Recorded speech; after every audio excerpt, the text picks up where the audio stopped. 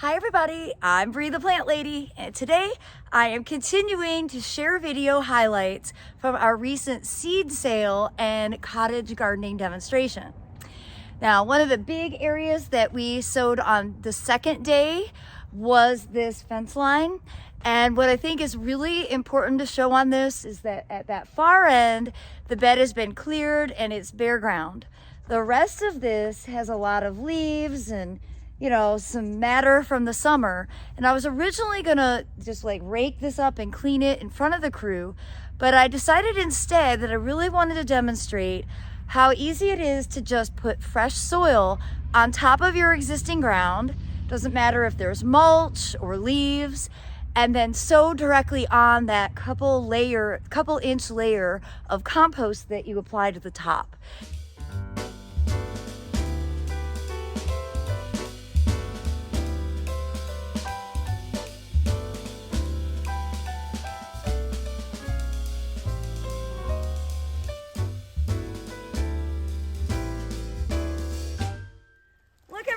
We've got Callie, the next Soil Cube ambassador.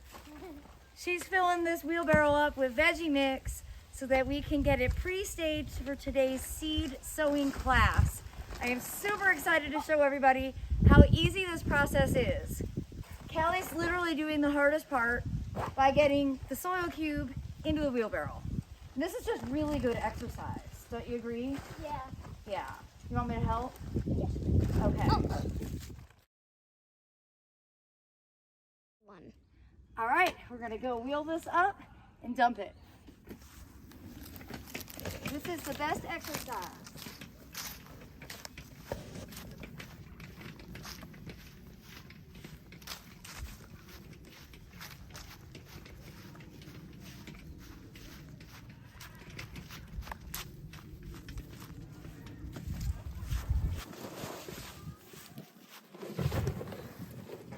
All right, I think we just need one more load and we will have this fence line ready to go. Look at all this soil. I think the class is gonna learn a lot today. So here at the fence line, what I really wanted to demonstrate is the process of just putting out compost right on top of existing mulch and leaves. So everybody always asks, do I need to remove the mulch before I sow the seeds? My recommendation is no, because that mulch will ultimately break down and add organic matter. So it's a really important element for soil improvement. So instead of raking it away, just top dress lightly. You can see how Aiden's doing it. We're not doing inches thick, we're just doing enough that the seeds will have a nice bed to be able to get established in. Again, their roots will break right through down into the native soil, acting as rototillers. Seeds are so capable, and we do not give them the credit they deserve. So I really also wanted to show you this technique because this half, I went ahead I did rake it clean. So you see how I've got bare soil on this half. I wanted to show you this so that you can keep up on YouTube and compare the difference between that half and this half. My suspicion is this half will do better. Now, Callie did an outstanding job of watering this bed for me today. Literally holding a hose for an hour this morning, watering all the space over and over again. And that's gonna be basically the new norm. We'll set up a sprinkler that'll just hit this basically every day, at least 15 to 20 minutes a day, unless we have rain. This again is south facing. I don't have a lot of success growing these cottage garden mixes on the other side of this fence. That's because at this time of year, the sun is lower in the sky and the north side of a south facing fence is all shade. Now I can grow a lot of these things under tree shade, but not structural shade. And so there is a big difference, and I've tried several years very unsuccessfully doing poppies in pots. They grew, they just didn't grow tall enough because they didn't get enough light. So that's why the south side of a north facing fence is so valuable. This is really valuable square footage. It's also a microclimate. I'd say this has been a solid zone 8 for the last decade. Maybe now it falls into zone 8B. Now that the USDA is confusing everything. Now, and this is compost. This is veggie mix from Soil Cube, and I get it in the big bags. But we also have it in the small 1 cubic foot bags that actually fit in people's cars. And this is the best compost that exists, period. There's just no comparing. I've gone through all the compost. And making my own compost isn't nearly as efficient. And I don't get it hot enough, and I have all the weed seeds. It's a huge problem. I want to do clumps of grains because I think the grains really add an important element of texture. And specifically, I'm going to do barley. I was wanting to do all of the grains in this border, but I have these barleys in these stupidly small packs, so that's why I'm using them. This is never going to be an envelope that I value, okay? I just have to remember not to ever reorder that. So we're going to do these as clumps, kind of back border, I guess. That way we've got this look that looks like ornamental grasses. So, you know, most of our ornamental grasses are summer active, winter dormant. These grains, the rye, wheat, barley, and oats, are winter active. So instead of growing them like a farmer, which I've done, I like to actually grow them as clumps because they look more purposeful. No one's gonna question when they look at this border, that didn't happen by accident. This was done intentionally, and that's what I want my gardens to look like. I love that they look natural, but there's nothing natural about anything that is done in a garden, okay? It's the human hand that is making it possible. So we've got 1, 2, 3, 4, 5, we've got 7. I do like odd numbers. Again, OCD. So we're gonna do 7 clumps. So to give you the idea of how many to do. So what Aiden is doing, because he's been doing this for 10 years, and no, you're not allowed to steal him, or Abby, or Callie. No one's allowed to steal my child labor, okay? But we've done this where you just basically rake open an area so that you can scatter the seeds right in that, and then we'll cover them right back up. They don't need to be super deep. They don't need to be super big, especially considering how small these packs are. Now, the rest of the plant material that I want to put in here is Breeze Spring Cottage Garden Mix. And I'm not trying to tease you with this. We sold out like even before yesterday. But I need to use this package that's open. And this is a really great mix. We actually sold out of this during the fall open garden, even though it was a tropical storm. Yeah, which was miserable. This has a great mix of stuff, including larkspur, carrots, nigella, cilantro, bachelor buttons. A whole bunch of different things are mixed into this. Now, I've got all those things individually in packets, but we sold out of the ones that I had pre-mixed, which was pretty amazing because I think I had like almost 400 packs. So it was a lot of seeds that sold, even though it was terrible weather. To overcompensate, I also have more cilantro, and I also have the spicy mixed greens, which we will do right along the edge, again, to help deter the animals. But now, more importantly, because I noticed that this bed is feeling a little compacted from years of us growing on it, we're going to do a mix of tillage radish, which is daikon radish, which has huge root systems. And if you want to see it up close and personal, when you leave the neighborhood, look out the driver's window in the neighborhood entryway, and you'll see the tillage radishes are like 6 to 8 inches above grade growing out of the ground. They're the best thing to break up hard pan clay. Truly, they are the solution to bad soil. I think maybe it's almost too efficient for the industry to let you know that, because you would never hire a landscaper. In addition to the tillage radish, which is also delicious to eat.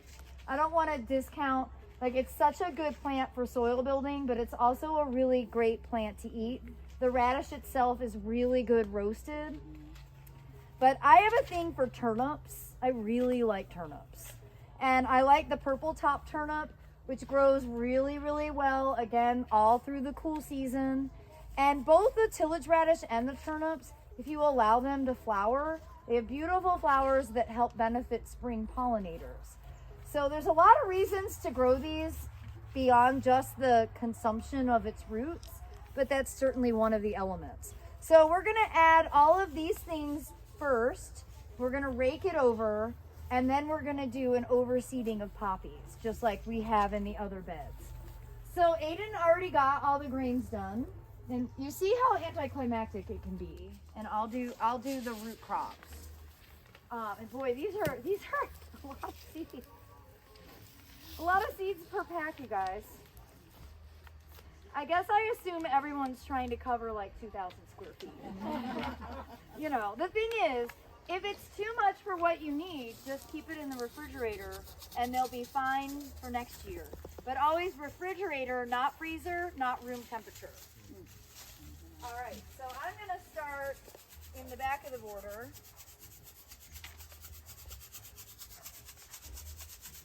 And see, the nice thing with these seeds is you can actually walk in the bed. You know, I don't have to be worried about burying the seeds with my footprint, which is something you actually have to consider with the poppy.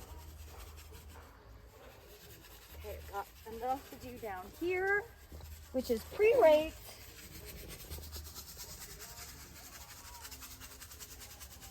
Now, if you look closely over here, you'll see kind of a haze of green, and those are larkspur self-sowing.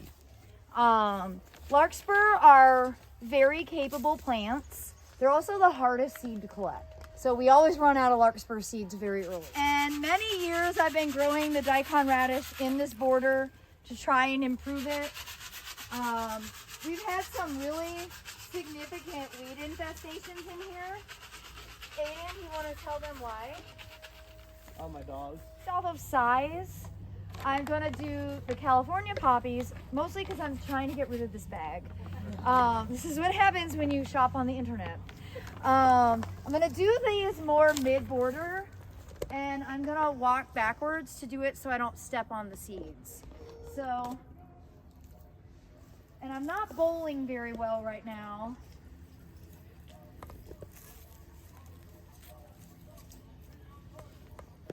And they probably aren't going to get that well established under this pseudolyrics, which is a deciduous conifer, because it'll leaf out by the time the poppies start to bolt in the spring.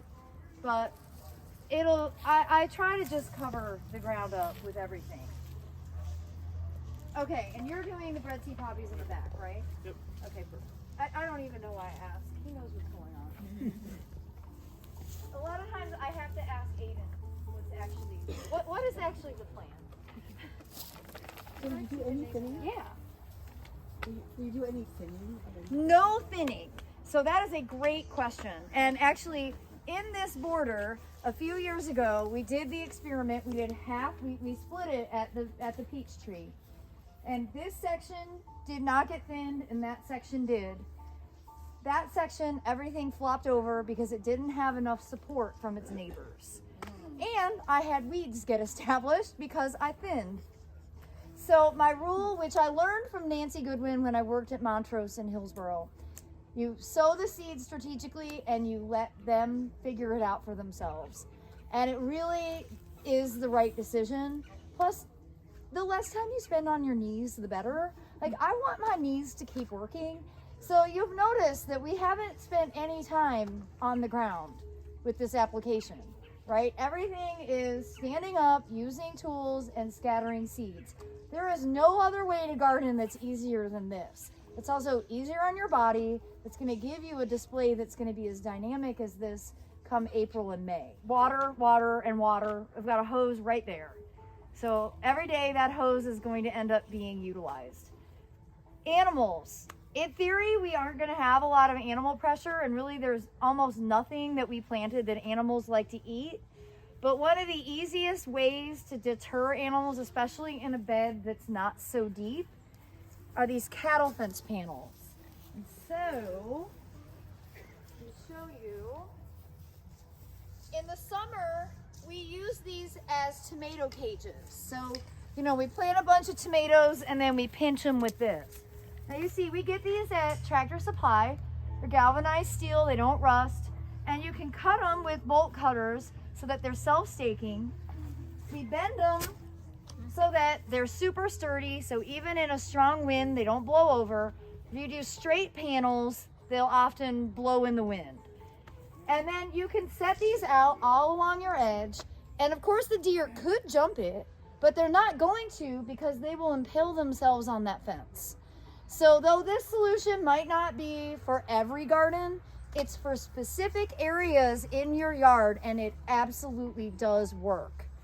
Now, one of my biggest challenges with getting the seeds established isn't the deer or the rabbits, it's my cats. And you know, they like the whole world is a litter box to these cats. You know, they're very spoiled and they eat a lot of fancy feast. So what we do with the panels that we don't have bent, we lay them flat on the ground. The cats don't like walking on the metal. They don't like the metal on their paws. Neither do squirrels and neither do chipmunks. So this is a really easy, inexpensive way to kind of deal with the reality that most of us have living in suburban areas. Whether you have cats, your neighbors probably have cats. Somebody's gonna come in and start digging little holes and using it as a restroom. And that disturbs the seedlings to be able to get established. Once these are established, and it's usually 3 to 4 weeks when they've got nice full leaves and a solid root system, you don't really have to worry. You can take the panels up. So it's not like it's something that's there forever, but it's a really easy temporary solution. And you'll have to subscribe so that you stay in the loop for regular updates so you can see exactly how this cottage border grows out. The section that was top dressed and the section that was bare existing ground. You'll be able to compare the performance of the plants over the course of the winter and into next spring. I've created a brand new playlist called Cottage Gardening, and I'm going to stash all of these videos that are related to growing cool season English inspired cottage gardens into that playlist for your convenience.